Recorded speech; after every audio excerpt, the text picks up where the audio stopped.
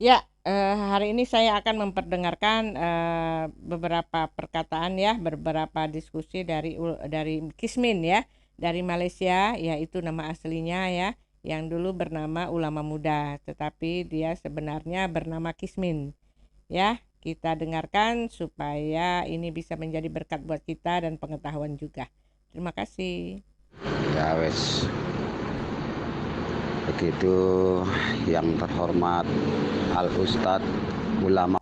Ya, silakan bertanya, Pak. Nanti saya bisa apa namanya memberikan jawabannya. Silakan. Makanya kalau si Ribai itu ya mengomentari saya langsung gabuk kawinnya. Kudu nyampak doang.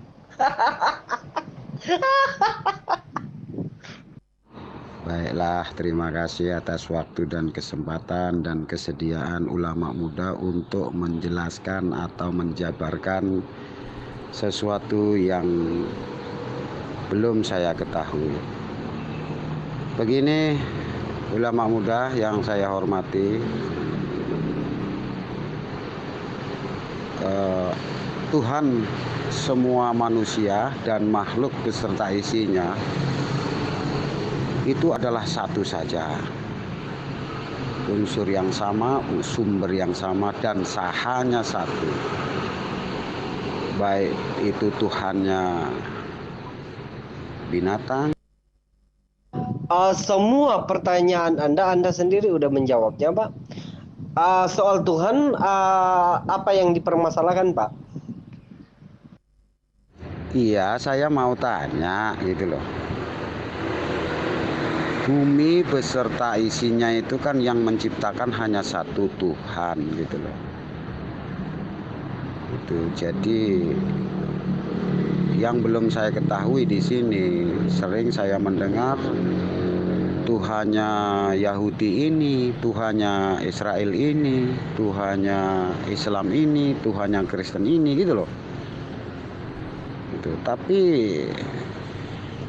menurut pengajar saya, Tuhan itu hanya satu, Tuhan semua umat, semua makhluk ciptaan Tuhan ya. Semua makhluk di dunia, di langit, di laut, dan di darat itu Tuhannya satu gitu loh. Apa betul demikian? Itu yang saya tanyakan. Itu yang belum saya ketahui gitu loh. Begitu ulama muda, mohon dijelaskan.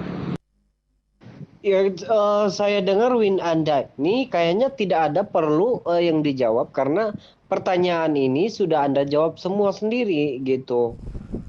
Jadi dalam win Anda ini atau statement Anda ini nggak ada yang perlu direspon dan tidak ada yang perlu dijawab karena Anda sudah membuat statement tapi Anda sudah menjawab sendiri gitu. Nah, kalau Anda bertanya begini atau membuat satu statement gini, apakah Tuhannya Kristen, Yahudi dan Islam adalah Tuhan yang sama gitu. Nah, kalau Anda bertanya begitu, baru saya akan memberikan jawaban sesuai dengan kitab begitu. Tapi kalau Anda membuat satu statement dan kemudian Anda sendiri yang menjawab, apa yang perlu saya jawab gitu. Oke, oke. Jadi kalau menyebut umat kan sudah otomatis semua, begitu loh ulama muda. Nama saya Sarip ini, posisi ada di Bali, gitu loh. Saya seorang Muslim, begitu loh ulama muda. Jadi eh, Anda menyebutkan hanya satu komunitas tadi. Ini yang saya maksud itu komunitas umum secara global gitu loh. Jadi secara global, baik itu umat ya manusia, tumbuh-tumbuhan, binatang, nah itu loh. Merujuk pada Tuhan yang satu. Itu dulu. Sepakat apa enggak ini gitu loh, Bapak ulama muda yang saya hormati. Kalau itu sepakat baru kita berdiskusi. Begitu, mohon dijelaskan. sudah tahu kitab kita berbeda, pengajaran kita berbeda. Jadi apa yang kita pelajari saat ini semuanya sudah berbeda, ya. Bahkan Allah yang kita percaya pun dua atau tiga Tuhan yang berbeda. Yahudi percaya kepada Hashem, sedangkan orang Kristen percaya Yesus adalah Tuhan. Sedangkan Islam percaya bahwa Allah Subhanahu wa taala adalah sesembahanmu, dan sebagai pegangan kitabmu adalah Al-Qur'an. Sebagai pegangan orang Kristen yaitu Injil, mau itu perjanjian baru, mau itu perjanjian baru. Jadi antara perjanjian baru dan perjanjian lama dan perjanjian baru adalah satu kitab yang tak terpisahkan. Itu adalah pegangan kitab orang Kristen. Sedangkan Yahudi percaya dengan Taurat dan mereka percaya kepada Hashem gitu ya. Oh, jadi ajarannya berbeda. Nah, ajarannya kamu dari siapa? Dari Yesus, oke. Yesus dapat ajaran dari siapa? Berani kamu perang dalil kamu. Yang suka perang dalil itu Anda, karena Anda kagak paham apa-apa, gerandung. Saya tuh udah butuh kamu curhat. Ayo kita pakai dalil. Percuma saya hafal kitab kamu. Kalau kamu cuma ngajak aku ngobrol ya, curhat. Memangnya kamu hafal apa coba? Hah? Baik, ulama muda yang saya hormati, terima kasih atas penjelasannya gitu. Berarti dalam hal ini kita tidak sepakat ya. Kalau saya meyakini baik Tuhannya orang Kristen, orang Yahudi, orang manapun, makhluk apapun, jin, manusia, hewan, tumbuh-tumbuhan, dan semuanya secara global, langit, planet-planet, itu hanya satu penciptanya, yaitu Tuhan. Secara umum kita sebut Tuhan ya, itu Tuhan. Tuhan itu secara umum itu. Jadi kalau Anda membeda-bedakan, terus tapi kita tinggal di planet yang sama, kan gitu ya, rasionalnya kan begitu. Jadi Tuhan itu menciptakan langit dan bumi beserta isinya, nah, itu Tuhan. Terus kalau Tuhannya berbeda-beda, tentu yang diciptakan beda-beda dong gitu loh ulama muda. Coba dijelaskan atau dibantahlah gitu. Mohon. Baik, terima kasih saudara yang saya hormati ya. Ya, tadi saudara menyinggung tentang ciptaan Tuhan ya. Memang benar, Tuhan itu memang ada satu yang menciptakan langit dan bumi dan isinya. Nah, tapi perlu kita ketahui ya, sejak penciptaannya manusia ya, dan kejatuhan manusia, dan mulai bertumbuhnya manusia, ada ilah-ilah ya yang disembah oleh manusia yang tidak mengenal Tuhan. Begitu. Misalnya Firaun. Jadi mereka sudah menyembah kepada dewa yang lain. Begitu. Jadi secara umum ya, secara khusus ya, diawali zaman perkembangan manusia ada hanya dewa yang mereka sembah. Sejak itulah ada kesesatan manusia menduakan Tuhan. Ya, mereka nggak mau menyembah kepada Tuhan yang benar, tapi mereka mengikuti dengan sesembahan misalnya dewa Baal ya yang mereka sembah. Nah, ini yang harus kita ketahui. Jadi berjalannya waktu ya. Berjalannya waktu sampai Nabi Musa telah menubuatkan akan kedatangan Sang Mesias. Jauh sebelumnya Allah sudah menubuatkan akan kedatangannya Mesias. Ya gitu ya. Nah jadi gini. Jadi ceritanya begini ya. Semua para nabi itu menubuatkan akan kedatangan Mesias yang akan melepaskan bangsa dari perbudakan manusia. Sebelum kedatangannya Yesus ke dalam dunia, hukuman manusia adalah maut. Tapi saat Ia datang ke dalam dunia, Ia telah menebus segala manusia yang percaya kepadanya. Yohanes 3 ayat yang ke-16 dikatakan, karena begitu besar kasih Allah akan dunia ini, sampai Ia mengaruniakan anaknya yang tunggal, supaya olehnya yang percaya akan selamat, yang nggak percaya tidak selamat.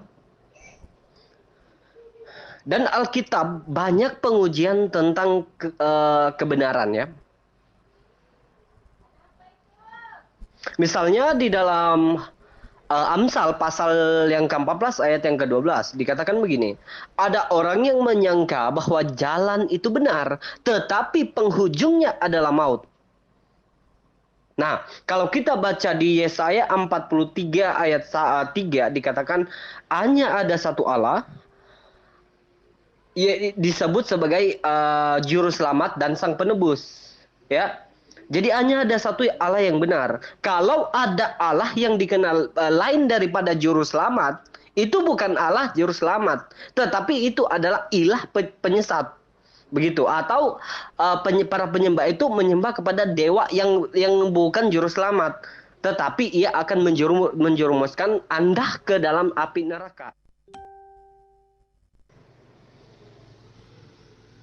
Seperti mana dicatat di dalam surat Maryam ayat 71 dengan Al-Tin ayat yang ke-3 sampai ke-5.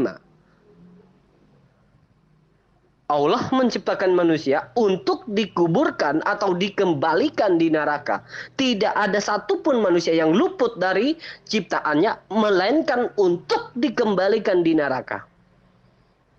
Kamu itu VN panjang-panjang gak ada isinya. Oke, kamu tentukan dulu siapa Tuhanmu. Ayo. Ayo siapa? Jawab dulu. Kalau Yesus, nanti saya tanya. Ya, Tuhan kamu itu dapat ajaran dari siapa? Siapa yang mengutus dia ke Israel? Ayo. Orang Islam itu lebih paham kitab kamu. Coba kamu pakai dalil. Oh, kalau cuma curhat kayak gini, nggak usah debat kamu. Oke. Jadi Anda, saya simpulkan sepakat Tuhan itu satu ya. Tetapi Anda kan bukan Firaun, gitu loh. Anda kan bukan Firaun, gitu. Anda kan manusia seperti kita dan yang lain, gitu loh. Nah, kalau Musa menubuatkan akan datang Mesias, Mesias kan Mesias. Mesias itu seorang manusia. Tuhan tetap. Jangan bedakan Tuhan dengan manusia. Nah, artinya jangan samakan Tuhan dengan manusia. Mesias itu manusia. Begitu loh, ulama muda. Jadi Anda jangan ngawur menjabarkan Anda seorang ulama muda. Anda berani menamakan diri Anda seorang ulama muda gitu. Jadi pada awal statement Anda sepakat Tuhan itu satu. Nah, kalau mereka nyembah dewa bukan nyembah Tuhan gitu. Itu urusan mereka gitu. Gitu loh. Nah, pada awal penciptaan tentunya Tuhan itu menciptakan bumi dan langit. Selanjutnya menciptakan manusia pertama yang bernama Adam, ya. Adam itu diciptakan dari tanah tanpa adanya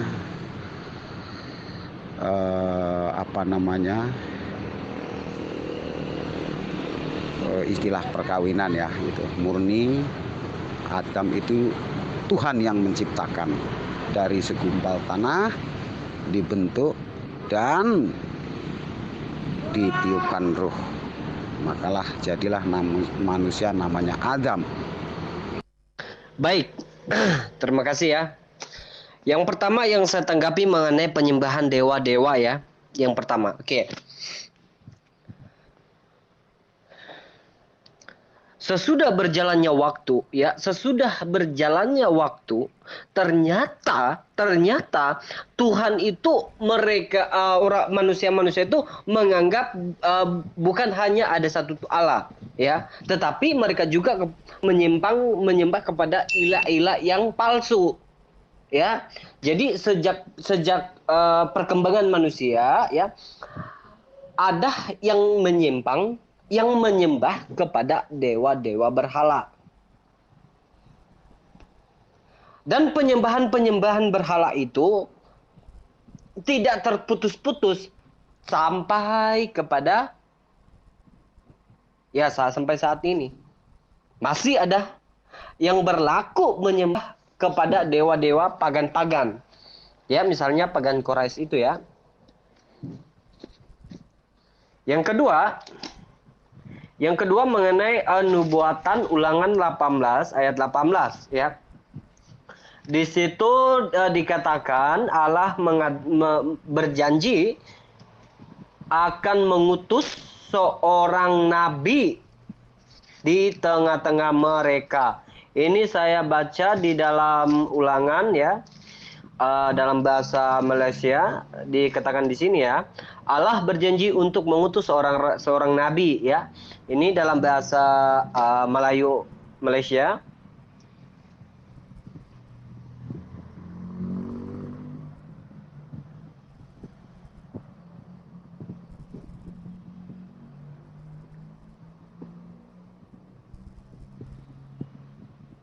Nah, kalau kita awali membaca dalam Ulangan pasal 18 ayat yang ke-14 sampai 18, ini permintaan orang Yahudi sendiri, ya, Israel sendiri. Mereka ingin Tuhan menampakkan diri kepada mereka dalam bentuk sebagai nabi saja atau semisal nabi. Karena kalau langsung Tuhan atau Allah yang menampakkan diri, maka tidak ada satupun manusia yang hidup akan melihat Allah. Ini juga dicatat di dalam Yohanes pasal 1 ayat 18, ya. Tidak seorang pun yang melihat Allah kecuali anak tunggal Bapa yang ada di pangkuannya. Dialah yang melihat anak, dialah melihat Bapa. Ya.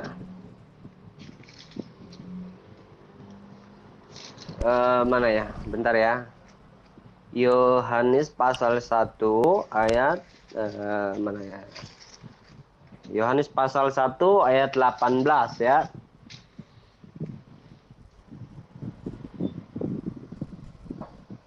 Tidak seorang pun pernah melihat Allah, anak tunggal Bapa yang sama dengan Bapa, dan diisi Bapa sudah menunjukkan Allah kepada kita. Ya, ini dalam bahasa Malaysia, ya, teman-teman, ya.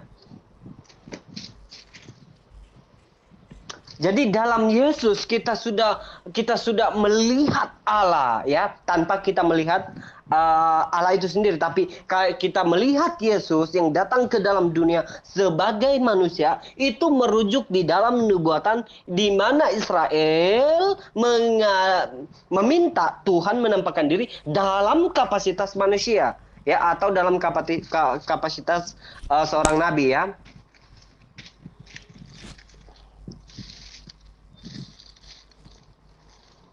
Nah, oke, yang kedua, kembali kepada pembicaraan tadi mengenai Tuhan, ya. Kenapa saya menolak Tuhan kita itu berbeda-beda? Atau saya tidak sependapat dengan persamaan antara Tuhanku dengan Tuhanmu? Ya, ini sesuai dengan ayat-ayat kitab kita masing-masing, ya. Tapi untuk kali ini saya hanya menggunakan dalil atau data dari kitab Anda yang membedakan Allah Musa dengan Muhammad. Ya, kita bisa mencatatnya sendiri, ya. Oke. Yang pertama,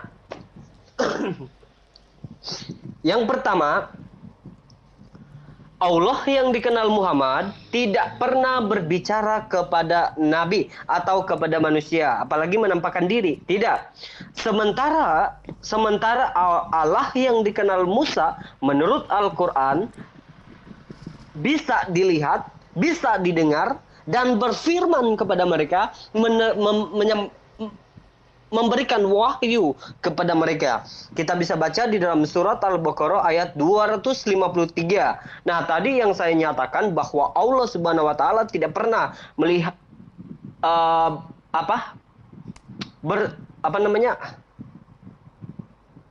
berbicara ya, tidak pernah berbicara kepada manusia. Terdapat di dalam Quran 42 ayat 51. Hanya saja si Jibril yang diutusnya menyampaikan firman-Nya kepada Muhammad. Dan hal ini sudah berbeda karena Allah yang dikenal Musa bisa berbicara kepada manusia, sedangkan Allah tidak pernah berbicara. Oke? Tata ini ngomong apa ini? Ngomong air dan tai ya. Kamu bantai saya pakai bebal, saya bantai kamu pakai Al-Quran. Itu aja, senang kok, simpel kok. Tidak ada yang curhat Gerandong, nggak ada yang curhat Gerandong. Mungkin Anda aja. Siapa ya? Begini Tata. Yesus menubuatkan akan adanya kedatangan nabi-nabi palsu. Kenapa Yesus tidak mengaku akulah Tuhan dan sembahlah aku? Kalau Yesus sudah menyatakan seperti itu, apakah Anda percaya Allah sebagai Allah, pencipta langit dan bumi, dan Muhammad adalah nabinya? Apakah masih Anda percaya? Kalau Yesus langsung menyatakan demikian. Oke, kalau saya langsung ke Indonesia. Saat ini saya menyatakan saya seorang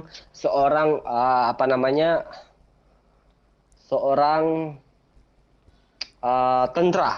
Tapi saya datang ke sana, saya menyatakan diri saya seorang manusia biasa dan tanpa ada pangkat. Apakah Anda percaya? Saya adalah manusia biasa.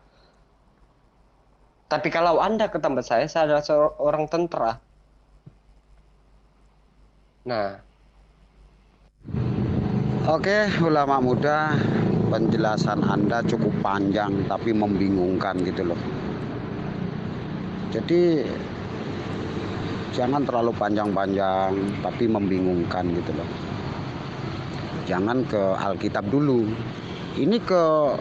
Jangan keluar topik dulu, apalagi Al-Quran gitu loh. Itu jangan loncat-loncat dulu. Ini adalah Tuhan dulu. Topik kita fokus kepada Tuhan. Nah, jadi kan sudah saya sebutkan tadi, Tuhan itu jangan diungkit-ungkit lagi, jangan disama-samakan lagi dengan apapun. Ya, itu sumber yang sama, gitu. Hanya satu, tunggal, esa, dan tidak ada yang lain, tidak. Pokoknya jangan setarakan Tuhan itu dengan apapun.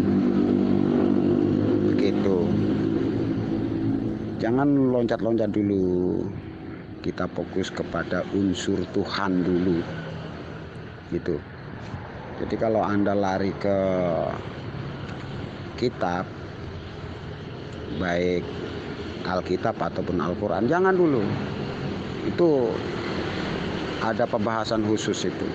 Oh, jadi Yesus sebagai Tuhan nggak takut kepada manusia, ngaku dirinya Tuhan gitu? Lalu dia mentuhankan Allah saja gitu? Hah? Nah, terus kenapa kamu udah ikut? Kalau Yesus mengatakan Tuhan yang benar Allah, ya dirinya bukan Tuhan, kenapa kamu Tuhan kan? Ayo. Ya, tapi masalahnya gini, kalau kita tidak mendasarkan satu kitab, apa yang kita bicarakan? Bicara soal Tuhan tanpa ada kitab, tanpa ada buku sebagai rujukan, apa yang kita bicarakan? Bicara begitu saja, berarti atau itu sama saja dengan omong kosong, tanpa ada dasarnya. Bagaimana mungkin kita mengungkapkan satu kebenaran tanpa ada kitab yang menjadi patokan sebagai pendukung atas pernyataan-pernyataan kita? Harusnya ada kitab yang mendasarkan sebagai pendukung apa yang harus kita nyatakan kepada seseorang. Begitu.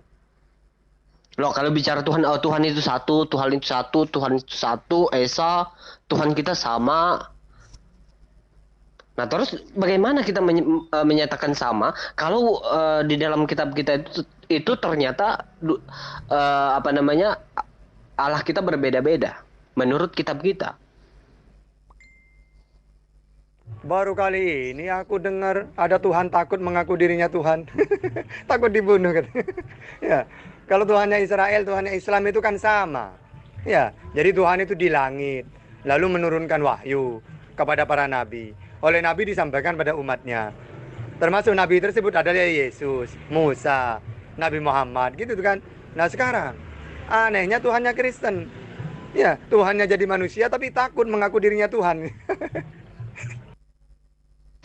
Baik, apakah jalan keselamatan itu menyembah Yesus atau menyembah kepada Yesus? Jalan keselamatan, jalan kebenaran mengikuti Yesus. Ya, menyembah Allah dalam roh dan kebenaran. Karena Allah itu roh. Jadi bicara soal Bapa dan Yesus adalah pribadi yang satu. Bapa dan Yesus adalah satu. Tidak bisa dikatakan mereka dua orang yang terpisah. Tidak bisa. Yohanes 10 ayat 30. Aku dan Bapa adalah satu. Di mana pernyataan Yesus? Jangan sembah aku, Pak. Di mana ayatnya? Diberikan pada saya. Di mana ayatnya? Iya, kamu langsung kasih dalil saja bahwa keselamatan itu mentuhankan Yesus gitu loh. Inilah hidup yang kekal, keselamatan di surga. Mereka mengenal aku, Yesus, sebagai Tuhan satu-satunya. Ada nggak? Kalau nggak ada, ngapain kamu pamer-pamer manusia untuk dituhankan? Ha? Tidak bisa Anda samakan antara Tuhan Yahudi yang dipercaya mereka dengan Allah Subhanahu wa taala. Enggak. Karena semua pernyataan Anda ini ditolak oleh Al-Qur'an sendiri. Jadi kami sebagai orang Kristen tidak pernah menganggap Yesus dalam kapasitas manusia sebagai Tuhan. Ya enggak. Saya kutip ya, mengikuti Yesus menyembah Allah kan, menyembah Bapa. Terus kalau hanya Yesus yang disembah, tidak menyembah kepada Bapa, apakah orang itu selamat atau tidak?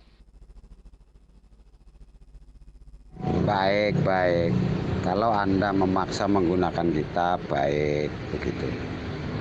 Oke, saya langsung kepada Alkitab ya. Pada yang mana ya, yang enak ya. Yohanes 17 ayat yang ketiga. Ya. Tolong dengarkan baik-baik. Hidup kekal itu ialah mengenal Engkau satu-satunya Allah yang benar dan mengenal Aku yang Engkau utus. Kan gitu ya. Itu perkataan Nabi Isa alaihi salam, atau yang di kitab Anda disebut Yesus gitu. Coba